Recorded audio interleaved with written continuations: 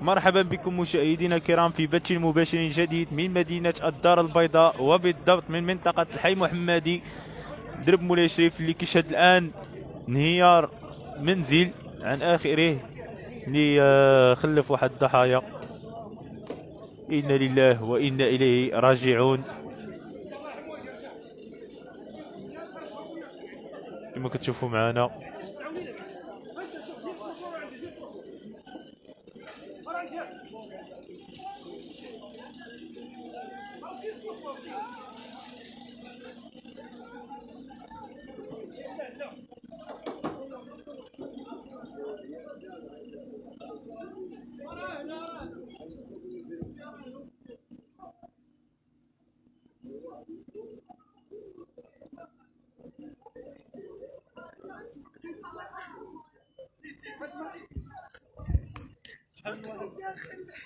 تعرفيهم من العائلة؟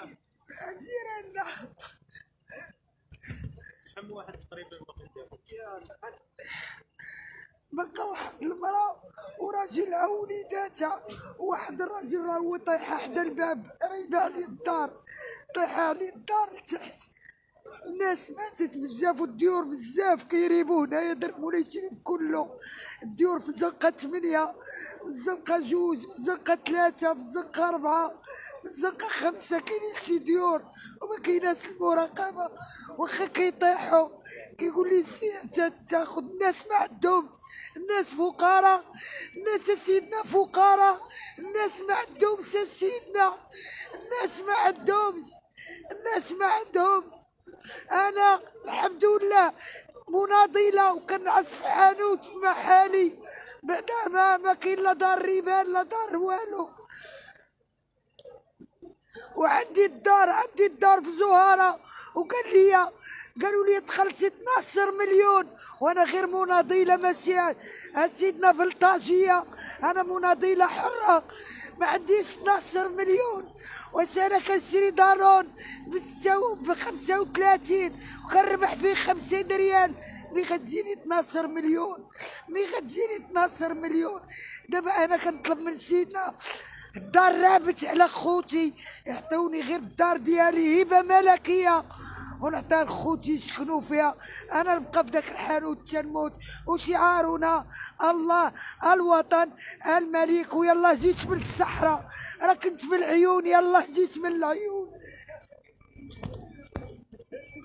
كما تشوف التصريح ديال الاقارب ديال الناس اللي باقي لداخل، اظن انهم غيجبدوا شي جثه الان. يعني كما كتلاحظوا معنا العناصر ديال الوقايه المدنيه دايرين واحد الباش، اظن انها غتكون شي جثه.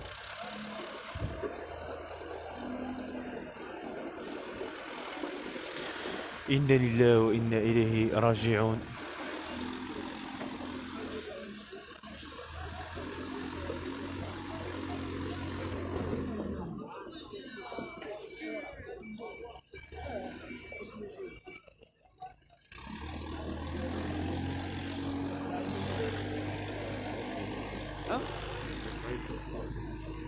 صعبي مشاش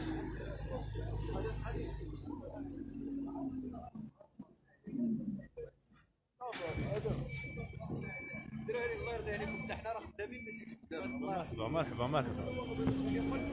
ولدي حيد